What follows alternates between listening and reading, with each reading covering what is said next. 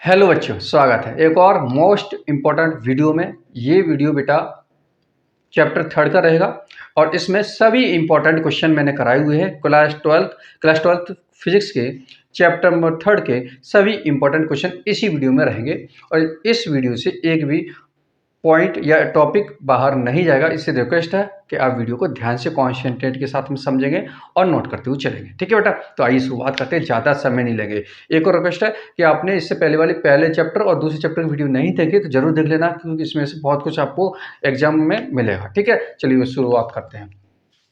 आपका बेटा पहला पॉइंट है विशिष्ट प्रतिरोध किसे कहते हैं। तो विशिष्ट प्रतिरोध किसे कहते हैं, इससे पहले आप इधर समझेंगे। देखिए, मान लीजिए कोई एक तार है, ये हमने माना हुआ है तार। ठीक है बेटा, ये तार रखा हुआ है और इस तार के अंदर मध्य में कहीं पर भी एक बिंदु हमने मान लिया, ये बिंदु है और यहाँ पर इस बिंदु पर वैद्युत क्षेत्र की तीव्रता यानी कि ई व धारा घनत्व को बेटा जे से लिखते हैं। ठीक है, धारा घनत्व यानी कि जे, इन दोनों के अनुपात को हम क्या बोलते हैं, विशिष्ट प्रतिरोध या फिर प्रतिरोधकता कहते हैं। ठीक है बेटा, ये मैंने ऊपर लिख रखा है, वैद्युत क्षेत्र की तीव्रता ई व धारा घनत्व के अनुपात को ही विशिष्ट प्रतिरोध कहते हैं। इसको रो बोलते हैं बेटा।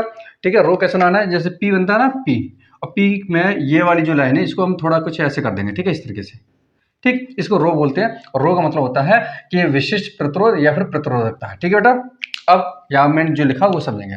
चालक के अंदर किसी बिंदु पर वैद्युत क्षेत्र की तीव्रता ई तथा धारा घनत्व जे के अनुपात को ही विशिष्ट प्रतिरोध कहते हैं। इसको हम रो से प्रदर्शित करते हैं। ठीक है बेटा, इसका फॉर्मूला ये हो गया, rho equal to E upon जे, या फिर इसका एक और फॉर्मूला लिख सकते हैं, आर ए अपॉन एल, जहां पर आप, मैं बोल दे रहा हूं, आप लिख लेना। आर क्या है, आर है यहाँ पे प्रतिरोध, ए है अनुप्रस्थ काट का क्षेत्रफल और एल हो गई यहाँ पे तार की लंबाई। ठीक है बेटा, ई यहाँ पर क्या हो गया, ई हो गया वैद्युत क्षेत्र की तीव्रता, जे हो गया धारा घनत्व और रो हो गया विशिष्ट प्रतिरोध या फिर प्रतिरोधकता। ठीक है बेटा, ये आपने लिख लिया होगा। इसका मात्रक रहेगा, इसका मात्रक बेटा आप लिख सकते हैं, इसका मात्रक होगा ओम इंटू मीटर। ठीक है, हिंदी में ऐसे लिखेंगे, ओम इंटू मीटर। ठीक है बेटा, ये इसका मात्रक है इसका। ठीक, ये हो गया पहला डेफिनेशन। अब बेटा देखते हैं दूसरा, विशिष्ट चालकता किसे कहते हैं। ये बेटा सभी इंपॉर्टेंट है, आपके एग्जाम में जरूर मिलेंगे, इसलिए आप तैयार कर लेना। विशिष्ट चालकता किसे कहते हैं, किसी पदार्थ के विशिष्ट प्रतिरोध के व्युत्क्रम को, यानी कि विशिष्ट प्रतिरोध अभी आपने समझा, इसके व्युत्क्रम को ही विशिष्ट चालकता कहते हैं। ठीक है, व्युत्क्रम मतलब उल्टा कर देंगे। तो बेटा इसको हम किससे लिखते हैं, स्मॉल सिग्मा से, यानी कि आधा ना बना हुआ है ये। ठीक है, स्मॉल सिग्मा से प्रदर्शित करते हैं। इसका फॉर्मूला रहता है स्मॉल सिग्मा इक्वल टू, क्या होता है, विशिष्ट प्रतिरोध का व्युत्क्रम, यानी कि विशिष्ट प्रतिरोध को हम रो से लिखते हैं तो 1 अपॉन रो हो गया, व्युत्क्रम हो गया ना, अपॉन में रखा हुआ है। ठीक है, एक तो ये हो गया।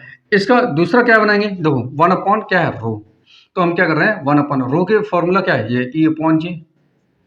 ठीक है, ई अपॉन जे, तो ये कहाँ पहुंचेगा, ऊपर पहुंचेगा, तो ये कुछ इस तरीके से हो जाएगा, जे अपॉन ई। ठीक है, तो हम यहाँ रखेंगे, यहाँ पर रखेंगे ई अपॉन जे, तो ये जे कहाँ ऊपर पहुंच जाएगा, तो ये कुछ इस तरीके से हो जाएगा, जे अपॉन ई। एक तो ये हो गया फॉर्मूला। ठीक है, और दूसरा फॉर्मूला क्या हो जाएगा, देखो मैं अलग अलग लिख देता हूँ ना, नहीं तो आप एक ही में कर दोगे। एक तो ये फॉर्मूला हो गया, दूसरा फॉर्मूला हो जाएगा इसका जे अपॉन ई, एक फॉर्मूला ये हो गया, और तीसरा फॉर्मूला क्या बनेगा बेटा, रो का एक ये भी तो फॉर्मूला है, तो हम क्या कर रहे हैं इसमें, हम इसमें 1 अपॉन रो की जगह क्या रख देते हैं, आर ए अपॉन एल, तो ये कहाँ पहुंचेगा, ये ऊपर पहुंच जाएगा, तो ये कुछ ऐसा हो जाएगा, एल अपॉन आर, ये हो गया फॉर्मूला। ठीक है, तो एक और फॉर्मूला क्या लिखेंगे, स्मॉल सिग्मा इक्वल टू हो जाएगा बेटा एल अपॉन आर ए, ये हो गया फॉर्मूला। ठीक है, ये 3 फॉर्मूले होते हैं, न्यूमेरिकल में काम आएंगे। ठीक है, और इसका मात्रक क्या होगा, इसका मात्रक हो जाएगा, इसका उल्टा कर देंगे। ठीक है, इसका उल्टा क्या है, यानी कि ये ओम मीटर था तो उसमें क्या लग जाएगा, इसका मात्रक लिखेंगे बेटा आप, मात्रक लिखेंगे ओम की घात -1।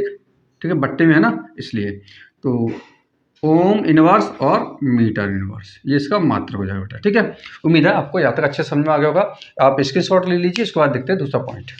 आइए बेटा देखते हैं पॉइंट नंबर थर्ड, अनुगमन वेग या अपवाह वेग। ठीक है, तो इसको यहाँ देखने से पहले आप यहाँ बोर्ड पे पहले समझेंगे। ठीक है, आप समझ लेंगे तो एक बार में ही इसको बना बना के लिख सकते हैं। चलिए देखते हैं। देखिए बेटा, होता क्या अनुगमन वेग, ये हमने मान लिया एक चालक तार हो गया। ठीक है, ये चालक तार हो गया। अगर ये चालक है तो इसके अंदर मुक्त इलेक्ट्रॉन होंगे, ठीक है बेटा। मुक्त इलेक्ट्रॉन होंगे तो हम क्या करते हैं, इस चालक के सिरों पर, यानी एक सिरा ये हो गया, एक सिरा ये हो गया, इन चालक के सिरों पर हमने क्या लगा दिया, विभवांतर लगा दिया। क्या लगा दिया बेटा, विभवांतर लगा दिया, ठीक है। विभवांतर मतलब इधर वोल्टेज ज्यादा, इधर वोल्टेज कम, ठीक है, इसलिए विभव में अंतर है। जब इन चालक के सिरों पर विभवांतर लगा देंगे तो इस कारण इसमें इलेक्ट्रॉन में ऊर्जा प्रवाहित होना शुरू हो जाएगी, और वो इलेक्ट्रॉन को जैसी ऊर्जा मिलेगी वो इलेक्ट्रॉन गति करना शुरू कर देंगे, ठीक है। इस तरीके से बहुत तेजी से गति करना स्टार्ट कर देंगे, और ये पूरा सर्किट कंप्लीट हो जाएगा। और इलेक्ट्रॉन जब गति करना स्टार्ट कर देंगे और एक समय ऐसा आ जाएगा जब इलेक्ट्रॉन एक निश्चित वेग से, जब स्टार्टिंग होती तो तेजी से भागेंगे, फिर थोड़ा समय पश्चात वो इलेक्ट्रॉन एक निश्चित वेग में एक एवरेज हो जाएगा, उनकी स्पीड भागने की वो एक समान हो जाएगी। तो जो वो स्पीड जब वो एक समान हो जाए, यानी कि इनकी जो भागने की स्पीड वो नियत हो जाए, स्थिर हो जाए, तो उसी स्पीड को हम बोलेंगे बेटा अनुगमन वेग। उम्मीद है आपको समझ में आ गया होगा। फिर दोबारा समझाते हैं। किसी चालक के सिरों पर विभवांतर लगा दिया जाए, यानी विभव में अंतर कर दिया जाए, यानी तार लगा दिए हैं दो तो विभव में अंतर हो जाएगा। तब इस कारण इस चालक में उपस्थित मुक्त इलेक्ट्रॉन एक वेग से, एक नियत वेग से गति करना स्टार्ट कर देंगे, ठीक है। स्टार्टिंग तेजी से भागेंगे, उसके बाद फिर एक कुछ समय पश्चात वो एक समान वेग से वो भागना शुरू कर देंगे, तो इसी वेग को बेटा बोलेंगे अनुगमन वेग। वही मैंने इधर लिख रखा है, किसी चालक के सिरों पर आरोपित विभवांतर के कारण चालक के मुक्त इलेक्ट्रॉन एक सिरे से दूसरे सिरे की ओर जब नियत चाल से गति करें, ठीक है, एक सिरे से दूसरे सिरे की ओर एक नियत चाल से, जब वो नियत चाल से गति करेंगे तब इस चाल को ही अनुगमन वेग या अपवाह वेग, और इसको वी से, सिविक्स में वी है, डी है, ठीक है, वी सिविक्स में डी कहते हैं, ठीक है बेटा। इसका फॉर्मूला क्या होता है, V D equal to I upon L E A, और इसका जहां आप लिख सकते हैं, जहां पे आई क्या, आई यहाँ पर धारा है, एन क्या है, इलेक्ट्रॉनों की संख्या, ई क्या है इलेक्ट्रॉन, ए क्या है क्षेत्रफल तार का, ठीक है, तार का अनुप्रस्थ काट क्षेत्रफल, ये हो गया बेटा। और वीडी क्या है, वीडी है अनुगमन वेग, ठीक है बेटा। उम्मीद है आपको समझ में आ गया होगा। अगर समझ में नहीं आया तो कमेंट बॉक्स में आप जरूर बोलिए, ठीक है बेटा। अगला पॉइंट देखते हैं। अब बेटा देखते हैं अगला पॉइंट, धारा घनत्व। बेटा ये सभी पॉइंट बहुत ज़्यादा इंपॉर्टेंट है, इसलिए आप तैयार कर लेना, ठीक है, नहीं तो आपको बाद में पछताना पड़े पेपर देखने के बाद में, ठीक है बेटा। चलिए देखते हैं।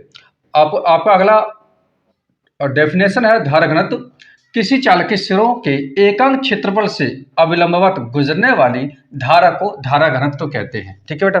जैसे सिंपल में आप समझ सकते हैं, ये मान लो ये चालक तार हो गया, और इस चालक तार के सिरों से ये वाला एरिया आप ऐसे समझ सकते हैं, ये वाला एरिया है ना, ये वाला एरिया, ये एकांक क्षेत्रफल ही होगा। इस क्षेत्रफल से अविलंबवत, यानी धारा प्रवाहित हो रही है तो अविलंबवत, इस तरीके से अविलंबवत मतलब पृष्ठ है ऐसा ऐसा, आप देख सकते हैं पृष्ठ ऐसा ऐसा है, और धारा प्रवाहित होती है ऐसे ऐसे, ठीक है, ऐसे इस तार के ऐसे ऐसे धारा प्रवाहित होगी, तो पृष्ठ ऐसे ऐसे, तो एकांक पृष्ठ क्षेत्रफल के अविलंबवत, यानी कि लंबवत दिशा में, यानी कि ये पृष्ठ है ऐसा ऐसा लेकिन धारा बहेगी ऐसे ऐसे, तो अविलंबवत दिशा में गुजरती है, ठीक है, अविलंब दिशा में गुजरने वाली धारा को ही क्या बोलेंगे, धारा घनत्व कहते हैं। फिर दोबारा समझेंगे, किसी चालक के एकांक सिरों के, है ना, किसी चालक के सिरों के एकांक क्षेत्रफल से गुजरने वाले अविलंबवत धारा को, विद्युत धारा को धारा घनत्व कहते हैं। इसका फॉर्मूला क्या होता है, J equal to I upon ए। उम्मीद है आपको अच्छे से समझ में आ गया होगा, ठीक है बेटा। इसका मतलब क्या रहेगा, धारा घनत्व का मतलब रहेगा एम्पियर प्रति मीटर स्क्वायर, ठीक है, मैं लिख देता हूँ। इसका मतलब होगा बेटा एम्पियर प्रति मीटर स्क्वायर, ठीक है। शॉर्ट में लिख सकते हैं इसको, शॉर्ट में कैसे लिखेंगे, एम्पियर प्रति मीटर स्क्वायर, ये हो गया फॉर्मूला, ठीक है, मात्रक, सॉरी। अब देखेंगे बेटा दूसरा पॉइंट, सेल का विद्युत वाहक बल। सेल का विद्युत वाहक बल किसे कहते हैं, इसको समझने से पहले आप ऐसे समझेंगे। तो ये होता क्या है, सेल ये हो गया बेटा, ठीक है, ये हमने क्या मान लिया, ये सेल है, ठीक, इसमें अंदर आवेश होते हैं। अब होता क्या है, इस सेल में हम तार लगा देते हैं इस तरीके से, ये तार लगा दिए, और यहाँ हमने क्या लगा दिया, इसमें बल्ब लगा दिया इस तरीके से, ठीक है, ये बल्ब जलने वाला। अब होता है इसमें से जो आवेश निकलेगा वो आवेश यहाँ से इस तरह बहते हुए जाएगा, बल्ब को जलाएगा, फिर ऐसे सर्किट इस तरीके से कंप्लीट ये कर देगा और आवेश बहते हुए सेल में फिर दोबारा आ जाएगा। अब होता क्या, सेल आवेश वो अपने आप नहीं गति करता, उसको किसी न किसी तरीके से गति कराया जाता है। तो आवेश यहाँ से निकल के यहाँ पे जाएगा, फिर इधर जाएगा, इसके अंदर होते हुए ऐसे निकल के जाएगा। तो इस आवेश को कोई ना कोई तो गति कराएगा, यानी कोई ना कोई बल तो देगा, एनर्जी देगा।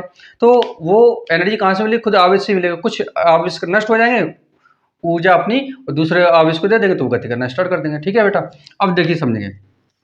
जब कोई आवेश सेल साइड पूरे परिपथ में घूमता है और उस घूमने के लिए जो ऊर्जा सेल द्वारा दी जाती है, सेल के अंदर जो पदार्थ है, वो पदार्थ इस आवेश को चारों तरफ घुमाने के लिए, प्रवाहित करने के लिए ऊर्जा देता है, यानी कार्य करता है। ठीक है, तो उसी ऊर्जा को, यानी आवेश को पूरे परिपथ में घुमाने के लिए जो ऊर्जा दी जाती है, उसी ऊर्जा को भी बोलते हैं बेटा सेल का विद्युत वाहक बल। वही मैंने इधर लिख रखा है। एकांक आवेश को सेल सहित पूरे परिपथ में प्रवाहित, मतलब बहना, ठीक है, प्रवाहित करने के लिए सेल द्वारा किया गया कार्य या फिर दिया गया ऊर्जा, ठीक है, किया गया कार्य या फिर दी गई ऊर्जा को ही सेल का विद्युत वाहक बल कहते हैं। इसे हम कैपिटल ई से लिखते हैं बेटा। इसका फॉर्मूला होता है E इक्वल टू W/Q। इसका मात्रक आप लिख सकते हैं, इसका मात्रक होगा बेटा W मात्रक जूल और आवेश तो जूल प्रति कूलम, है ना, जूल प्रति कूलम, ये हो गया एक मात्रक। और दूसरा मात्रक क्या होता है बेटा, इसका दूसरा मात्रक होता है वोल्ट। ठीक है, तो दोनों में से कोई भी आप लिख सकते हैं। ठीक है, उम्मीद है आपको बेटा यहाँ तक अच्छे से समझ में आ गया होगा। बेटा मैंने बेसिक से भी बता रहा हूँ और आपको यहाँ पे ये इसकी डेफिनेशन भी लिख के दे रहा हूँ। ठीक है बेटा, अगर वीडियो अच्छी लग रही हो तो लाइक जरूर करें बेटा। ठीक है, क्योंकि बहुत ज़्यादा मेहनत लगती है। तो अब इसका स्क्रीनशॉट ले लीजिए और लाइन करते चलें। ठीक है, चलो अगला पॉइंट देखते हैं। पॉइंट बेटा कुछ छोटे छोटे हैं तो उसको मैं डायरेक्ट यहीं समझा दे रहा हूँ। ठीक है, एक इंपॉर्टेंट रहता है, आपको पूछा जाता है अनुगमन वेग व धारा में संबंध स्थापित कीजिए या फिर संबंध बताइए। ठीक है, संबंध बताइए बेटा, मैं शॉर्ट में कर दे रहा हूँ, आप यह समझेंगे। पेपर में यह आ सकता है अनुगमन वेग व धारा में संबंध। ठीक है, अनुगमन वेग यहाँ पर अपवाह वेग भी लिख के आ सकता है, अपवाह वेग। ठीक है, बात एक ही है, या फिर तो ये लिख के आएगा या फिर ये लिख के आएगा और कहेगा कि अपवाह वेग या अनुगमन वेग व धारा के बीच में संबंध बताइए। तो इसका फॉर्मूला क्या होता है बेटा, यह संबंध मतलब सिर्फ आपको फॉर्मूला बताना है। तो इसका फॉर्मूला होता है बेटा I इक्वल टू NEAVD। ठीक है, ये इसका फॉर्मूला होता है संबंध। ठीक है, किस किस में, धारा व अनुगमन वेग में संबंध। ठीक है, ये फॉर्मूला होता है, यही आपको लिख देना है। अगर ये नहीं लिखना चाहो तो मैंने अभी जस्ट पहले अनुगमन वेग का सूत्र क्या बताया था, अनुगमन वेग का सूत्र बताया था VD इक्वल टू I/NEA। ठीक है, अभी लिखवाया था, वही फॉर्मूला लिख देना है, तो ये आपका एक नंबर पक्का हो जाएगा। ठीक है, ये हो गया। दूसरा पूछा जाता है कि धारा अनुगमन वेग व धारा घनत्व में संबंध। अनुगमन वेग, यही पे आप समझ लीजिए, अनुगमन वेग व धारा घनत्व। ठीक है, तो धारा घनत्व बेटा हम किस लिखते हैं, J से। ठीक है, मैं संबंध स्थापित कीजिए, यह संबंध बताइए। ठीक है, मैं संबंध, ठीक, ये पूछता है तो क्या करेंगे, इसके लिए क्या होता है, फॉर्मूला क्या होता है, धारा घनत्व का सूत्र मैंने अभी आपको बताया था, J बराबर क्या होता है I/A, यही बताया था आपको। ठीक है, अब I इसमें ये फॉर्मूला हम अभी बताए हुए थे। I इक्वल टू क्या होता है NEAVD, तो यहाँ हम क्या करेंगे, I की जगह पर लिख रहे हैं NEAVD अपॉन में क्या हो गया A, और इस A से A कट जाएगा। तो बेटा बचा क्या यहाँ पर, बचा क्या यहाँ पर J equal to NEVD N/E/VD। ठीक है, तो पूछता है कि धारा घनत्व व अनुगमन वेग में संबंध क्या होता है, तो आप ये लिख सकते हैं J इक्वल टू NEVD। जहां पर आपको दिख रहा है क्या, ठीक है, आप यहाँ पे क्या लिखेंगे, यहाँ पे लिखेंगे जहां क्या होता है, जहां है J है अनुगमन धारा घनत्व। ठीक है, N क्या है इलेक्ट्रॉन की संख्या, E क्या है इलेक्ट्रॉन और VD क्या है अनुगमन वेग। ठीक है बेटा, VD क्या है अनुगमन वेग। ठीक है, और बेटा मैंने अभी आपको ये अनुगमन वेग की डेफिनेशन लिखवाई थी, जिसमें मैंने मात्रक नहीं बता पाया था। तो अनुगमन वेग का मात्रक होता है मीटर प्रति सेकंड, जो चाल की मात्रक होता है वेग का, वही मात्रक यहाँ लिख देना है मीटर प्रति सेकंड। ठीक है बेटा, ठीक, तो ये आपके यहाँ तक हो गए।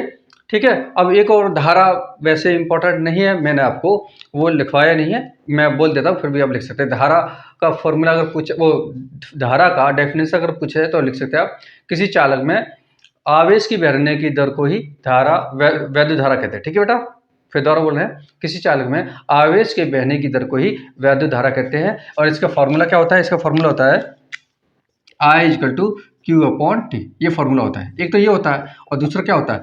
दूसरा होता है एन ई अपॉन टी। ठीक है, ये क्यू की वैल्यू, क्यू का एक और फॉर्मूला होता है एन ई, तो हम क्या करेंगे बेटा, क्यू की जगह पे एन ई रख देंगे। ठीक है, ये होगा। और इसका मात्रक क्या लगना है आपको? एम्पियर। ठीक, एम्पियर को आई ए से भी लिख सकते हैं या फिर एम्पियर हिंदी में भी लिख सकते हैं। ठीक है, एम्पियर हिंदी में भी लिख सकते हैं।